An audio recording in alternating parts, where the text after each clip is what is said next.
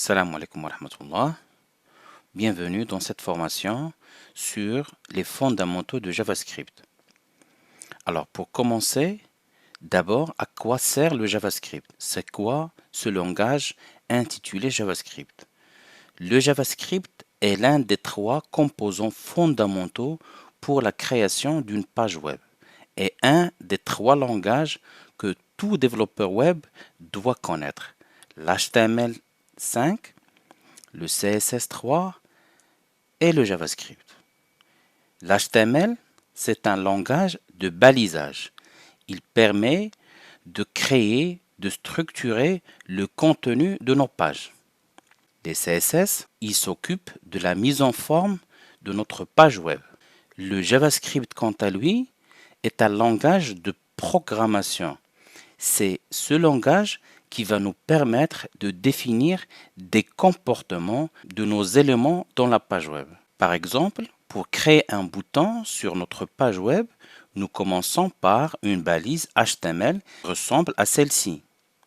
Ensuite, on va utiliser les feuilles de style CSS pour donner une apparence à notre bouton. Par exemple, une couleur, un dégradé, une ombre portée. Le CSS permet aussi quelques interactions avec l'utilisateur, genre un rollover comme un changement d'apparence quand l'utilisateur passe sa souris sur le bouton ou bien quand il clique sur le bouton.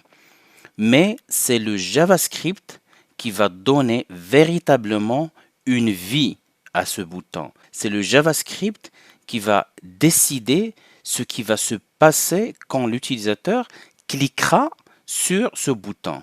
C'est le JavaScript qui va permettre de décrire la procédure, les instructions à exécuter quand on clique sur ce bouton. Parmi ces trois langages fondamentaux du web, seul JavaScript est le langage de programmation.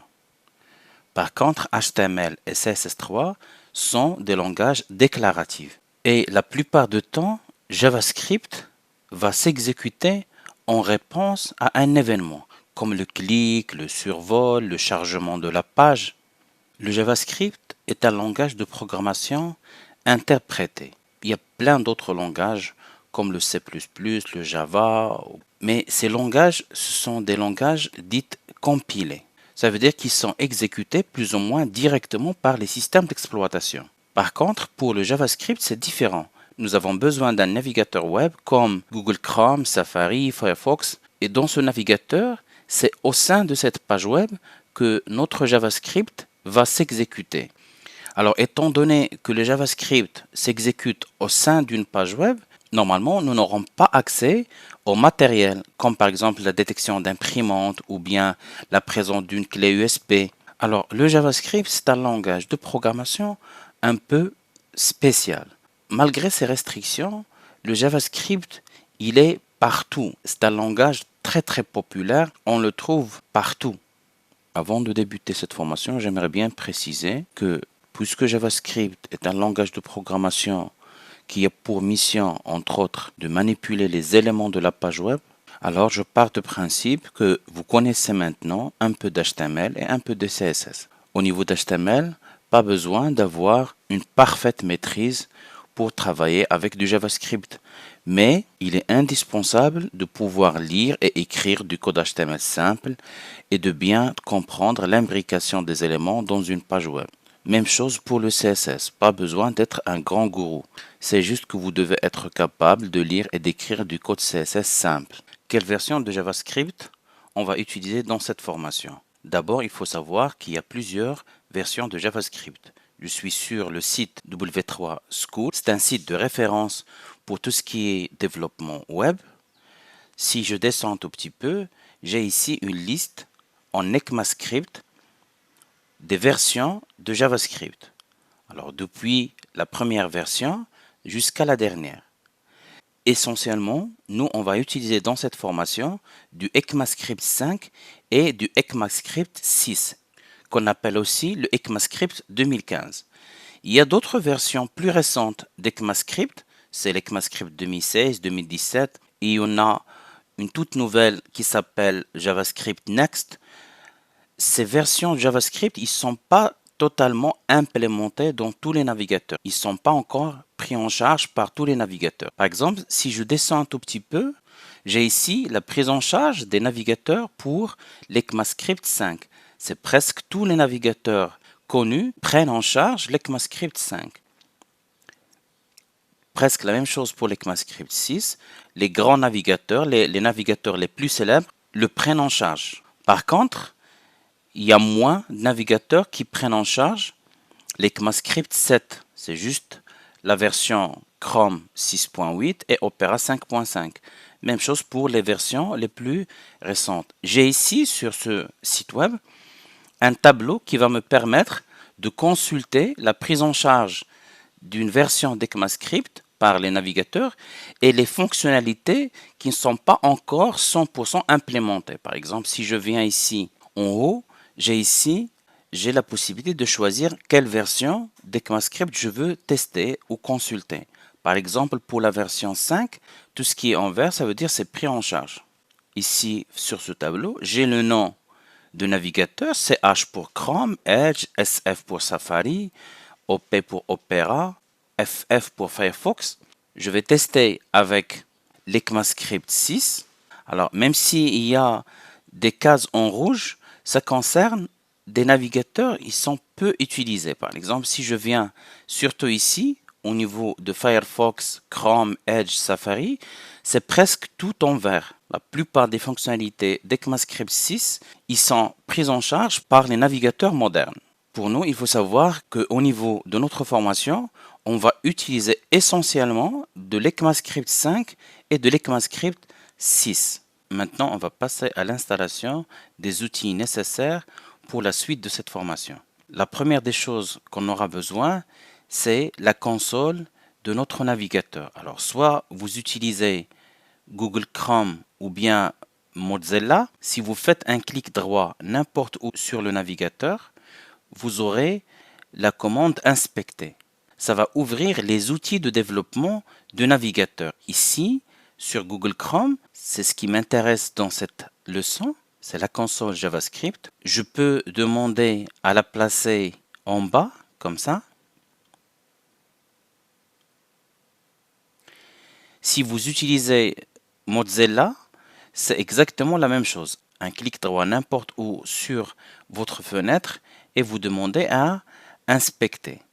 Ou bien vous pouvez utiliser le raccourci dédié. Par exemple, ici sur Google Chrome, j'ai le raccourci sur plus d'outils et le raccourci commande Alt-I, contrôle Alt-I sur Windows. Je crois que c'est le même raccourci sur Mozilla. Si vous utilisez Safari, il faut savoir une petite chose, c'est que pour avoir les outils de développement, ce menu de développement, si vous ne l'avez pas déjà affiché sur votre barre de menu, il faut passer par le menu Safari, Préférences, l'onglet Avancé et cocher cette option-là, afficher le menu développement dans la barre des menus. Si cette option est décochée, désactivée, vous n'aurez pas accès aux outils de développement de Safari. Une fois terminé, nous aurons besoin d'un éditeur de code. Alors, un éditeur de code, genre Bracket, Sublime Text, Atom, tout ça va faire l'affaire. Dans cette formation, personnellement, je préfère utiliser Visual Studio Code. C'est un outil très performant, gratuit, et ça va nous permettre d'aller progressivement un peu plus loin dans notre formation JavaScript. Alors, je vous invite à installer Visual Studio Code. Si vous ne l'avez pas déjà, je vous invite à l'installer. S'il vous plaît, j'aimerais bien ne pas utiliser Dreamweaver dans cette formation de JavaScript. Apprenez à utiliser des outils de développement gratuits. Visual Studio Code propose plusieurs versions de logiciels pour plusieurs plateformes. Vous choisissez ici votre système d'exploitation. Alors, une fois installé, et avant de commencer notre partie développement, je vais vous inviter à passer sur cette barre et essentiellement ici sur l'onglet Extensions. Ça va nous permettre d'installer quelques extensions utiles pour notre formation. D'abord, la première extension que je vous invite à installer, c'est la traduction de l'éditeur en français. Alors, ça s'appelle French Language Pack vous devez chercher ici le mot French Language Pack, l'installer, puis redémarrer Visual Studio Code pour avoir votre éditeur de code en français. Bien sûr, si vous voulez le laisser en anglais, tant mieux. Au contraire, c'est l'idéal. Tous les langages de programmation, déjà, ils sont en anglais. Si vous vous sentez à l'aise avec l'anglais, gardez-le en anglais. Pas la peine d'installer l'extension French Language. Par contre, je vais vous demander d'installer une extension qui s'appelle Live Server, très facile à installer, et cette extension va installer un petit serveur local dans notre machine. Dernière extension qui peut nous servir par la suite, c'est l'extension Open in Browser. Ça va nous permettre d'exécuter notre page sur soit le navigateur par défaut, soit sur un navigateur de notre choix. Alors, 3 extensions à installer, French Language, Live Server et Open in Browser. Après avoir terminé l'installation de nos extensions, je vais retourner à l'explorateur, ce bouton-là, et je vais commencer par la création d'un nouveau dossier de travail. Quand on travaille des projets web, la meilleure pratique, c'est de rassembler tout notre projet dans un dossier. Alors, si j'ai déjà un dossier de travail, je peux demander à l'ouvrir. Puisque on vient de commencer, je vais créer un nouveau dossier. Alors, sur mon explorateur Windows ou bien sur le Finder, je vais aller sur mon disque dur, créer un nouveau dossier. Je vais l'appeler par exemple JS Training. Je retourne sur Visual Studio Code et sur le menu Fichier, je demande à ajouter un dossier à l'espace de travail. Je vais pointer vers mon dossier que je viens de créer, JS Training, ajouter. Très bien. Je vais fermer ce fichier. Voilà mon dossier de travail et ça va me permettre de commencer à créer mes fichiers. Comme vous le savez, JavaScript, c'est un langage de programmation qui a pour rôle de manipuler les éléments de la page web. Et pour commencer à écrire du JavaScript, nous avons besoin d'un fichier HTML. Et sur le bouton ici, demander à créer un nouveau fichier. Je vais l'appeler ma page.html. Alors sur ma page HTML, je vais commencer par l'intégration de mon doctype. Je vais taper HTML 2.5. Ça, c'est du emmet. Voilà, emmet abréviation.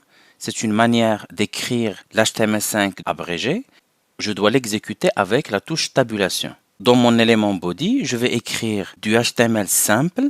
Je vais avoir besoin d'un H1,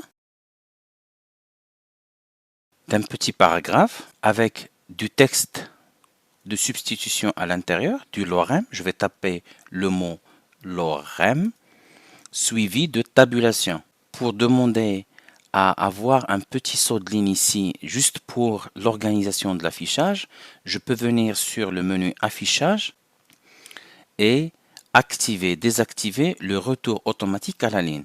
Le raccourci, c'est Alt Z. C'est bien de se rappeler le raccourci. Voilà. C'est juste une question d'organisation. Comme nous avons déjà étudié en classe, le navigateur ne prend pas en considération les sauts de ligne comme ça. Il faut ajouter la balise BR pour avoir un vrai saut de ligne.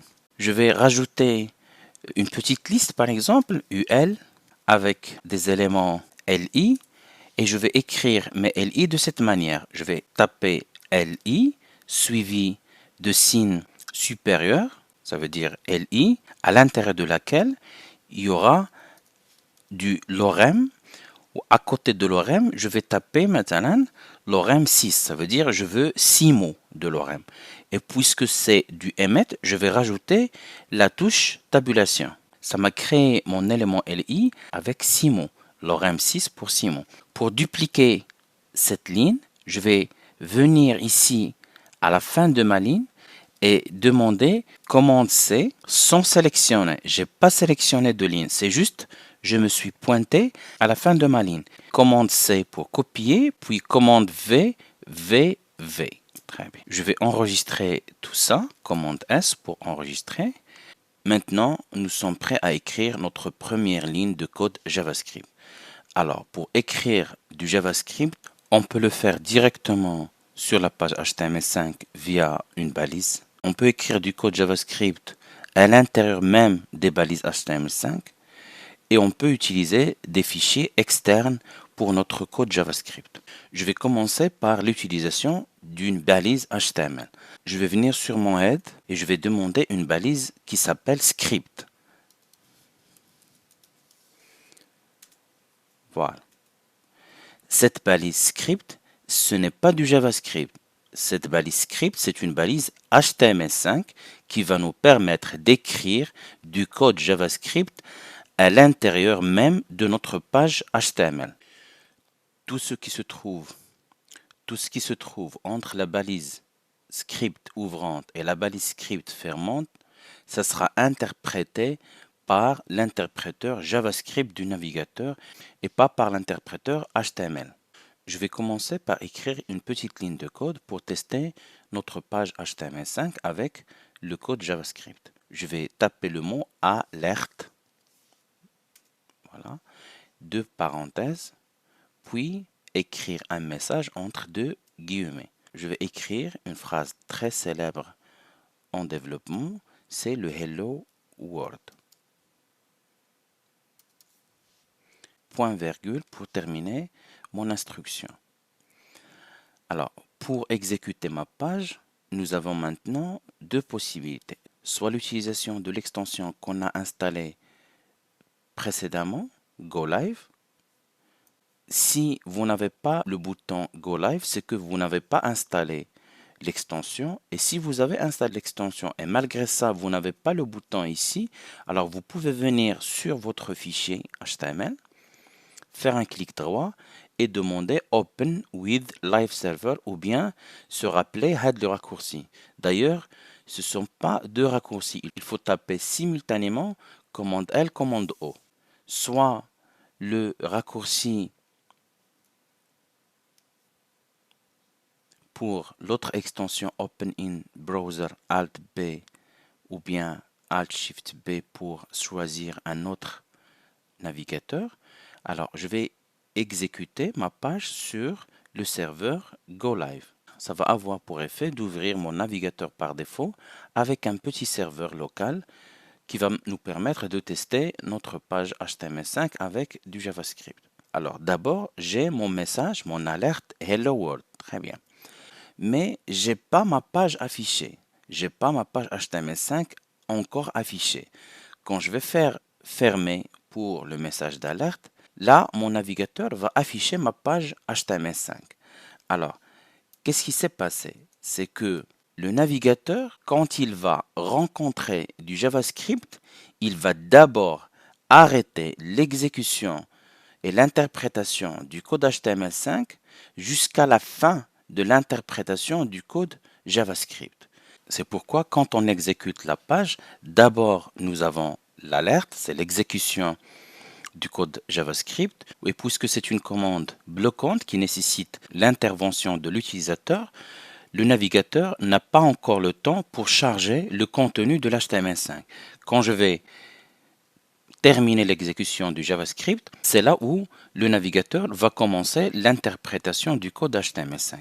Je peux par exemple prendre ce code JavaScript, je vais le couper, commande X, et je vais le mettre complètement à la fin de ma page. Je peux le mettre même en dehors du body, c'est pas grave. Commande V. Je vais enregistrer, commande S pour enregistrer. Et quand on utilise l'extension Go Live, nous n'avons pas besoin à chaque fois de l'activer. Elle s'active une seule fois au début et elle va nous assurer une exécution en temps réel de notre page HTML5.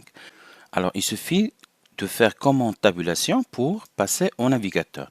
Et là, regardez l'effet. C'est que le navigateur, d'abord, il a interprété le code HTML, j'ai le contenu de ma page affiché, puis l'exécution de mon code JavaScript. Il existe un autre moyen d'intégrer du code JavaScript dans une page HTML5. Et c'est l'utilisation des fichiers externes. Et c'est la méthode la plus recommandée. Parce que en tant que développeur, on doit veiller en tant que possible de séparer nos codes. Pour créer un fichier externe, d'abord, je vais venir sur l'exporteur de fichiers Visual Studio Code, choisir mon dossier bien sûr, et demander à créer un nouveau fichier. Ce fichier, je vais le nommer par exemple script. C'est pas obligatoire, mais juste pour l'exemple, script.js. Obligatoire l'extension pour bénéficier de l'aide de Visual Studio Code. Alors, une fois créé, je vais retourner sur ma page HTML. Je vais prendre le code alerte qu'on a déjà créé, je vais le couper, commande X, et je vais le coller ici dans mon fichier JavaScript. Alors, dans le fichier JavaScript, on n'a pas besoin de balises. Les balises script, c'est propre à la page HTML. Dans un fichier JavaScript, il n'y aura que du code JavaScript. Reste maintenant à lier notre page HTML5 avec le fichier externe JavaScript. Alors pour ça, on va utiliser la même balise script, sauf que cette fois, on va ajouter un attribut src. src, et comme tous les attributs d'HTML5, l'attribut s'écrit comme ça. Le nom de l'attribut, suivi d'égal, suivi de la valeur entre deux guillemets. Entre les deux guillemets, on doit écrire le chemin vers le fichier JavaScript. Alors, notre JavaScript et notre fichier HTML5 se trouvent dans le même niveau, alors il suffit d'écrire son nom, tout court. Je vais écrire script.js. Voilà. Visual Studio Code, quand il trouve une correspondance, il va me proposer les fichiers correspondants. Très bien. Alors, je vais enregistrer et exécuter mon code. Et c'est exactement le même résultat que la première méthode. C'est que notre navigateur va exécuter le fichier JavaScript externe une fois le rencontré dans la page HTML5. Maintenant que nous connaissons comment intégrer du code JavaScript dans une page HTML et exactement où le placer, on va utiliser une autre instruction pour tester notre code JavaScript. Jusqu'à maintenant, nous avons utilisé l'instruction alerte. Et comme vous avez pu le constater, c'est une instruction bloquante qui va nécessiter à chaque fois l'intervention de l'utilisateur. Et si nous avons beaucoup de messages à faire diffuser, ça va être un peu gênant. Alors, on va utiliser une autre instruction. Je vais supprimer celle-là. Et la nouvelle instruction s'appelle console.log. Console, c'est un objet JavaScript et log, c'est une méthode de l'objet console. Ce sont des notions qu'on va étudier avec beaucoup plus de détails dans les leçons prochaines. Juste maintenant, la méthode log de l'objet console va nous permettre d'envoyer des messages sur la console du navigateur. Je vais utiliser le même message, console.log, et je vais écrire hello world. Et ce qui est intéressant dans l'instruction console.log, c'est qu'elle ne va pas venir polluer notre code HTML. Ça va envoyer des messages discrètement sur la console de notre navigateur. Et comme ça, je peux par exemple ajouter d'autres messages. Je vais enregistrer ça, retourner sur mon navigateur. Et là, je n'ai aucun message affiché. Mais pour voir mes console.log, je dois demander à afficher ma console JavaScript. Et pour ça, j'ai besoin, sur mon navigateur, de faire apparaître la console ou bien les outils de développement. Alors, sur Safari, le raccourci, c'est commande Alt-C. Et voilà mes messages. Hello world, bonsoir world et coucou. Voilà, ce sont des messages. Ce sont des messages qui vont nous permettre de tester notre code JavaScript sans avoir à chaque fois l'intervention de l'utilisateur. C'est tout pour la leçon d'aujourd'hui. Si vous avez des questions, je suis là pour vous. J'aimerais bien que vous installez les outils de travail que j'ai expliqués dans la leçon, faire vos premiers tests du code JavaScript et vous préparer pour les prochaines leçons. Wassalamu alaikum wa rahmatullah.